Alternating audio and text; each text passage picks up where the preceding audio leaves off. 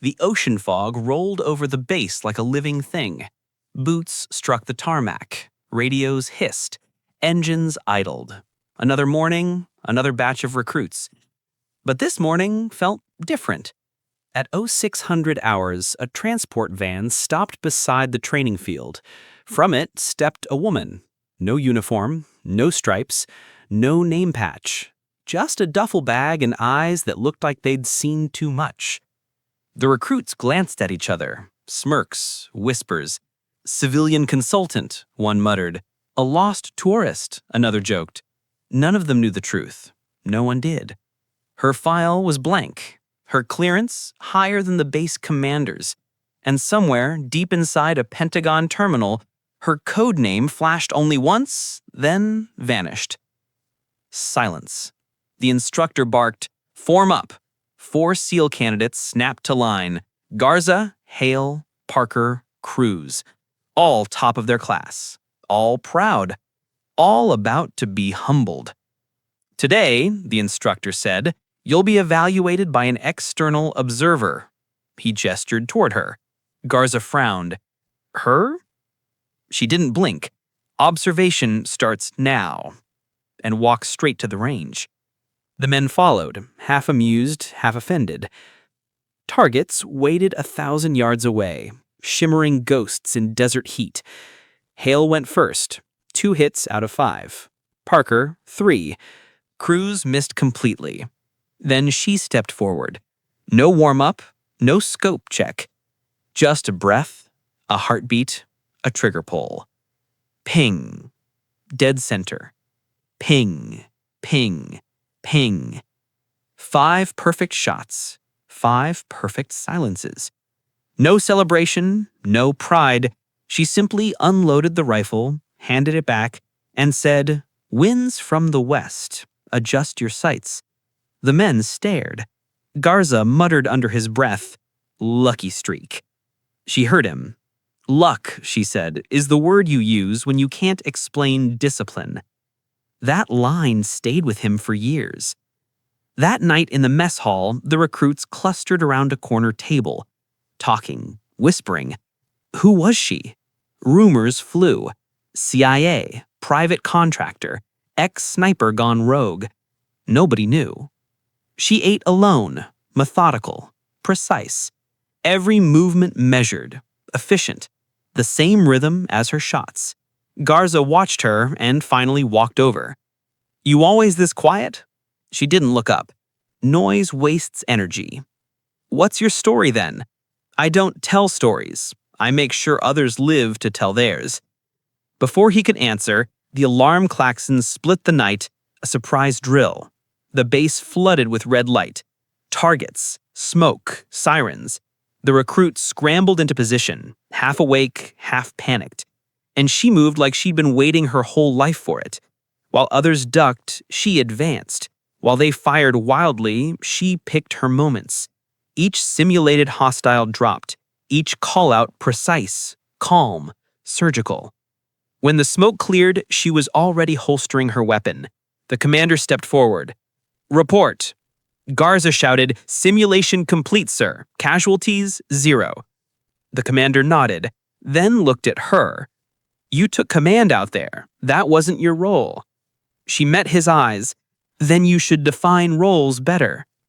For a heartbeat, no one moved. Then, the smallest curve of respect on his lips. "Dismissed," he said quietly. Later, under the dim lights of the range, Garza found her again. He held out a canteen. "You from Intel?" he asked. She shook her head. "Then what are you?" She looked at the horizon, endless, dark, alive with wind. "I'm a mistake they decided to keep," she said. Before he could respond, a voice echoed from the PA. "All units prepare for live fire assessment tomorrow at 0500. She picked up her rifle. "Get some rest, recruit. Tomorrow decides if you stay or go." And as she walked away, Garza realized something that made his stomach twist. She hadn't been testing them. She'd been protecting them. The next morning dawned hard and white. The recruits assembled, exhausted, silent. The commander gave the order, "Begin." Rounds cracked through the air. Smoke rose. Targets appeared and vanished in random sequences. One by one, the men faltered, mistimed, misaimed. She stepped forward, recalibrated a sight mid-fire, and whispered, "Now." They followed her lead. 4 bullseyes, 4 recruits saved from elimination. When it ended, the commander approached her. No rank, no name, and yet they'd follow you into fire. She wiped dust from her face. "They don't need to know me. They just need to know they'll live." He studied her for a long time. Then, quietly, without protocol, he raised his hand in a salute.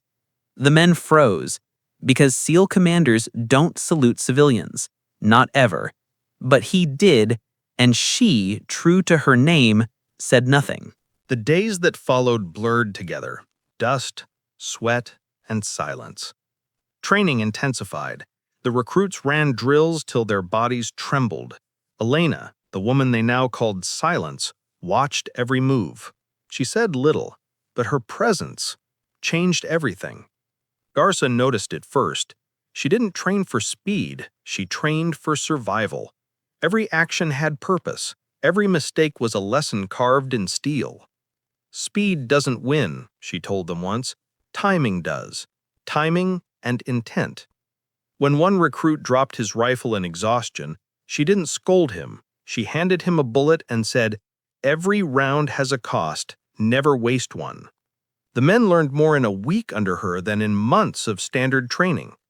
They started copying her habits, the way she measured distance by breath, how she could feel the wind shift without checking a flag.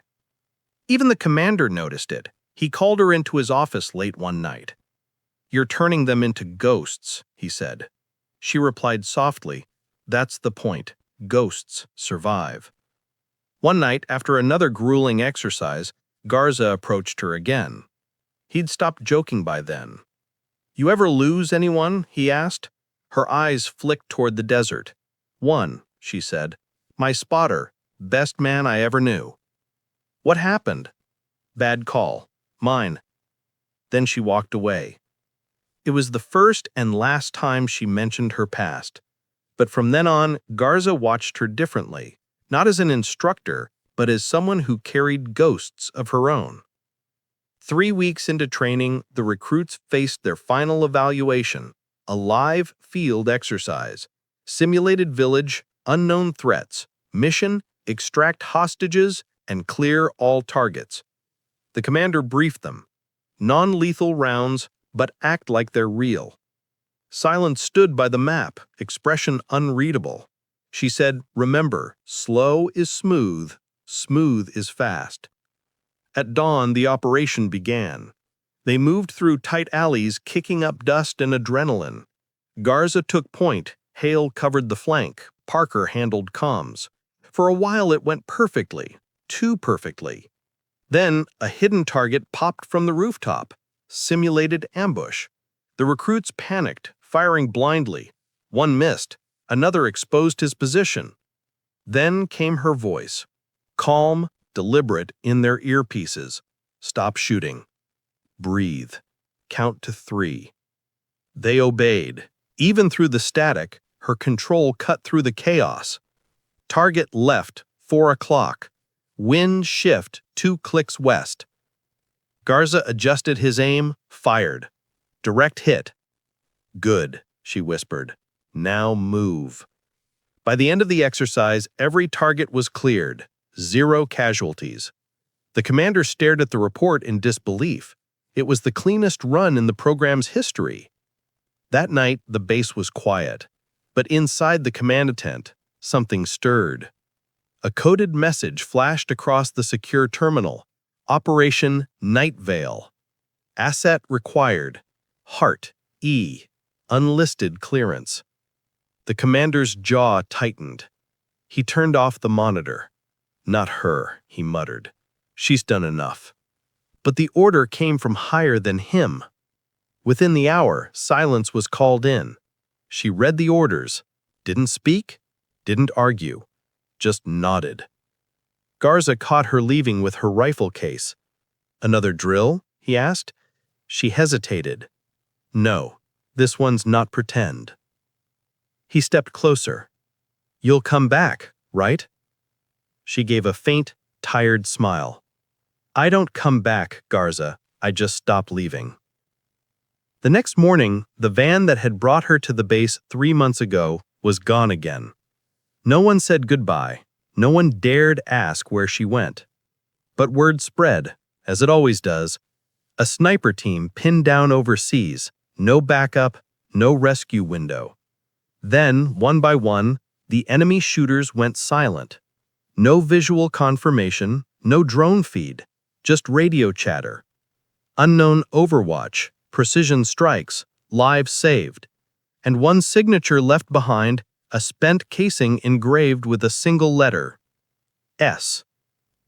Back at the base, the recruits listened to the report in stunned silence. They knew who it was. They didn't need proof. When the commander finished reading, he looked up. Gentlemen, he said quietly, the best sniper this program ever produced never officially existed. Garza swallowed hard. Will she come back? The commander's eyes softened. She's not the kind that returns. She's the kind that watches from somewhere we can't see. Weeks passed. The range stood empty, but her lessons lingered, her words, her silence. Each recruit carried a part of her in how they moved, how they thought, how they fought. Because she wasn't training them to pass, she was training them to survive without her. The desert night was blacker than ink. No stars, no moon, just the hum of distant drones and the static in her headset. Elena Hart, silence, lay on a ridge overlooking a small village deep inside hostile territory. Wind, cross, 7 knots. Range, 800 meters. Target, unknown. Mission, extract a downed SEAL team pinned inside a collapsing safe house. She wasn't on the roster, wasn't even supposed to exist, but she was there. One rifle, one scope, and the ghosts she carried. Her finger rested lightly on the trigger. Her breath slowed. She counted. 3, 2, 1. A flash. One hostile down, then another. Each shot timed to the heartbeat of the battlefield. Through the comms, a voice cracked with tension. Whoever's up there, keep firing. You're saving our lives. She didn't answer. She just kept shooting. Inside the safe house, chaos reigned. The SEAL team, led by Commander Rourke, was surrounded. Their comms were jammed, ammunition low. Then came that clean, impossible precision. One bullet through a window frame, taking out an enemy sniper they couldn't even locate. Rourke looked through his scope. Who the hell's covering us? His second-in-command whispered, No friendly Overwatch listed, sir. Rourke paused, but deep down, he knew. Hours passed. When the team finally broke free, dawn was crawling across the desert. They moved toward the extraction point, a battered jeep waiting near the ridge. And there she was, cloaked in dust, rifle slung low, sitting quietly beside a small rock outcrop. Rourke froze. It had been years. Last he'd heard, she vanished, erased from all records.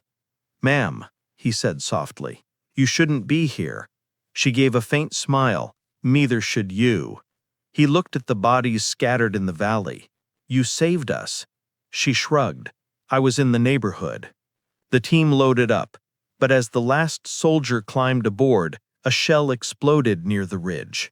She dropped instantly, glass in her scope shattered. Rourke hit the ground beside her. Sniper, someone yelled.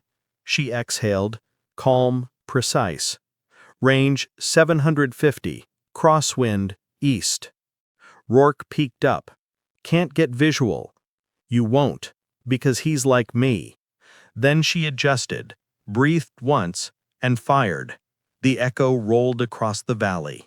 Silence. She lowered the rifle. Target down. But her side, bleeding. A fragment had hit her during the blast. She pressed her hand over it, steady but pale. Rourke grabbed the med kit. "You're hit." She shook her head. "I've been hit before. Help your men." The helicopter came minutes later. Dust whipped through the air. The SEALs climbed aboard, one by one. Rourke turned back to her. "Come on," he shouted over the roar. She smiled faintly. "Someone has to erase the footprints." He frowned. "Elena!" But she was already walking toward the ridge, vanishing into the haze. By the time the helicopter lifted off, she was gone. 3 days later, at the SEAL base, Commander Rourke stood before a classified debrief. They asked how his team survived. He handed in a single spent casing, marked with an engraved letter, S. The colonel frowned. "No sniper listed on this mission." Rourke replied quietly, "That's correct, sir. She wasn't listed." He walked out without another word. Weeks later, an unmarked casket arrived at the base. No name, no flag, just coordinates. Rourke was there. So were his men. No one spoke. They stood at attention. Rourke stepped forward, placed the casing on top of the casket, and saluted. Not out of protocol, but out of something deeper. Respect, gratitude, silence. And in that moment, the desert wind picked up again, soft, like a whisper, a voice that seemed to echo through the air. Slow is smooth, smooth is fast. The camera pans up, across the endless dunes where heat and light blur the horizon. A single sniper's rifle lies half buried in the sand. On the stock, carved faintly, 2 words: "Stay unseen." Outro, voiceover tone, solemn, cinematic fade-out. She had no rank, no name on record, no medals on her chest. But when the men who wore tridents stood in silence, even a SEAL commander raised his hand and saluted the ghost who saved them all. Soft background score builds, military drums fading into a single heartbeat. Some heroes don't make history, they become it.